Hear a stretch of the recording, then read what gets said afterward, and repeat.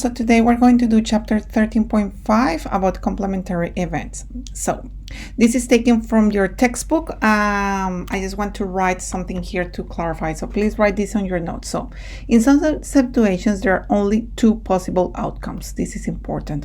Only two possible outcomes. When there is nothing in common between these events, these possible outcomes that they're referring to here, and together they form the sample space, they are called complementary events. This means when we say that is only two possible outcomes, it means that there is either one or the other. It cannot happen both at the same times.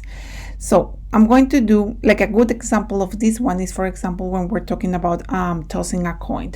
So if I'm tossing a coin, for example, I can either have a heads or a tail. Agree? So these are complementary events. I only have two outcomes here, okay? And what happens with these two outcomes is what we know is that the probability of getting a heads, the theoretical probability is a half, and the one of the tails is a half, okay? So if we call our event, the one that we're calling here, A, for example, having a heads, I'm going to call it the probability of A plus the probability of the complement of A. The complement of A, we write it like this. Okay, that's how it's written in your books. Basically, what we're saying here is that there are two possibilities. Either I have a head or I don't have a head, if that makes sense. In this case, not having a head means that I have a tail, agree? And when we have these two, because it's going to create the sample space, that means that all the possibilities are going to be taken into account there. Therefore, this has to be equal to 100%. And how do we write that in whole numbers? So we say that this is equal to 1, okay? This seems very obvious at the moment, but it's going to be very handy, and you're going to see how, and you're going to be able to see that you have already been using this. So let's use the other example that we also use, the die. So we have one die. What are our options here? So we have here 1 or 2, that's our sample space, agree? Or 3, or a 4, or a 5, or a 6. So maybe you're here thinking, okay, Ms. Ochoa, here I don't have only 2 events, as it's saying here, 2 possible outcomes. I have more than 6. But think about this. Let's think about what is the probability. I'm going to do it with blue, this one. What is the probability of me getting a 3? So you have been doing this a lot up to this point. So you already know that this one is going to be 1, 6. Okay, but now let's call, and I want to know what is the probability of not getting a 3, sorry, not getting a 3. So that's what we're doing here. My event, if I call it, that is having a 3. So if my event is obtaining a 3, the complementary event is not getting a 3.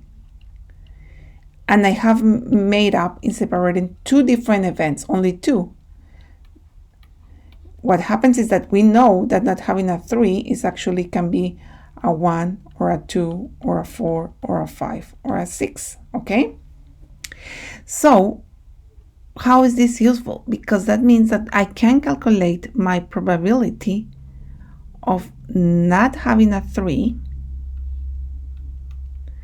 by doing, what do I have to do here? I know that whatever I get this number plus the number has to be equal to 1. So I can do 1 take away 1/6. And we know that 1 take away 1/6 is equal to 5/6. Okay? You are going to see that they write this rule in different ways. They can also write it as saying that the probability of A is equal to 1 take away the probability of the complement of A And if you see, they're only using algebra to leave this probability of A alone, okay? Or we can also say that the probability of the complement of A is equal to 1, take away the probability of A. It's the same thing, okay? So we're going to do some examples here. I'm going to do these examples. These ones are from your textbook. I'm going to say it. I'm not going to write it because it takes me a long time to write. I'm just going to say it and explain it with my words, but it's written in your textbook if you want to copy it down from there. So it says, find the complement of each of the following events. So for A, selecting a red card from a standard deck.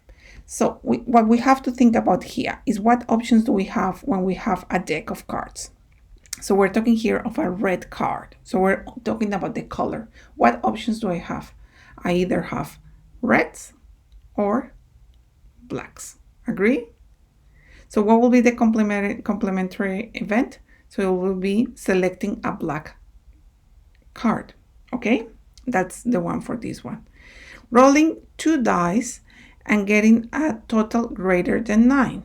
Okay, so if we think about this, so we're adding, and you have done examples like this one as well, where you have die 1 and die 2, agree? And you do like that table and say, okay, actually you do it the other in this way. You start saying, okay, I'm going to do, what options do I have here? 1, 1, and then 1, 2, and then 1, 3, and so on. Agree? 1, 4, 1, 5, 1, 6. And then you start with these, the first die being a 2, and then 1, and so on. Blah, blah, blah, blah, blah. I'm not going to write it down. So it says, rolling at 2 dice and getting a total greater than 9. So if we think about it, what will be the complementary event? So it will be not getting, I'm going to write it here, not getting 9. If we say not getting 9, that means that if we're thinking about what the possibilities are, like I could have the smallest number that I can get as a sum is a 2, but it could be a 3, a 4, a 5, a 6, 7, an 8, a 9, a 10, and so on until what will be the largest sum that I can get if we say 6 and 6 as a, so you can get up to 12. Agree? So I only had to write here an 11 actually. Good. So it says rolling 2 dice and getting a total greater than 9. If I color those ones, greater than 9, is it counting 9? No. So it's these ones. So what is the complementary? Less than 10. Because if I say less than 10, I'm including the 9. I need to include the 9. Or I can say less than and equal to 9. But it's easier to say just less than 10. So that's the event here. Getting less than 10, and that's how we're separating all the possibilities only into 2 groups that complement each other. Now, select a red marble from a bag containing 50 marbles. We don't know what other colors of marbles are there in that bag. So this one is very simple and it's just saying selecting a red marble. So the complementary will be not getting a red marble. Okay? Beautiful. I'm going to move this so that I have space to write because I'm okay, good.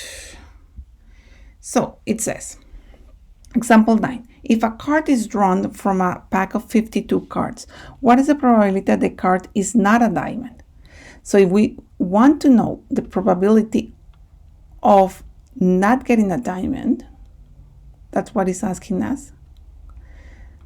What we can do is find what is the probability of getting a diamond. So it's asking of not a diamond. So we're going to say, okay, what is the probability of getting a diamond? So what is the probability of getting a diamond if we think about this one? So how many cards are diamonds? 13 out of 52.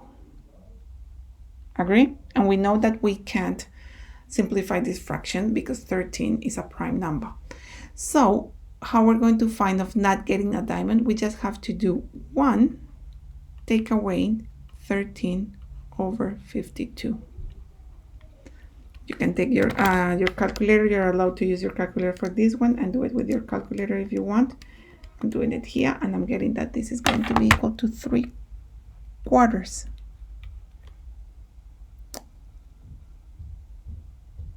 I made a mistake. I was thinking about that one. This one, we can simplify. This one is equal to 1/4. Of course, because a quarter of the whole deck is diamonds. So not getting a diamond will be, the complementary will be 3/4. That makes sense. Okay.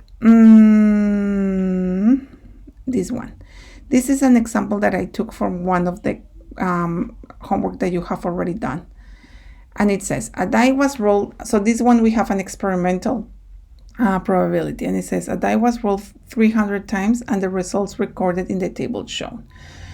And let's say if I want to find, so this is the die and this is how many times I done it. Got it. And let's say that I want to know what is the probability of getting less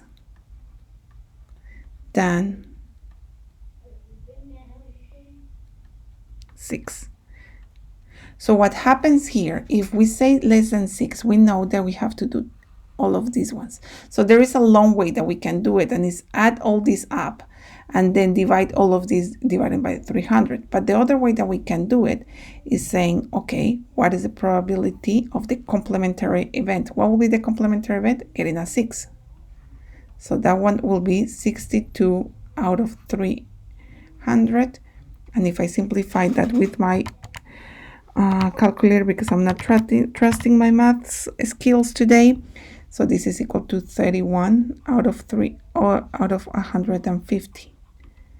So this one, what I have to do is 1 take away 31 over 150.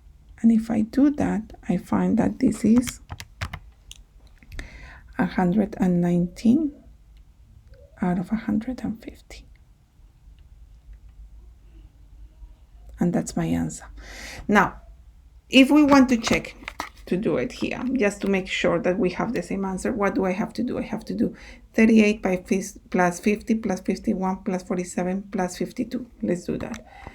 38 plus 50 plus 51 plus 47 plus 52. I got 238, and I have to do all of that over 238 over 300, and I get 119 over 150. Okay, I hope you find this useful, girls.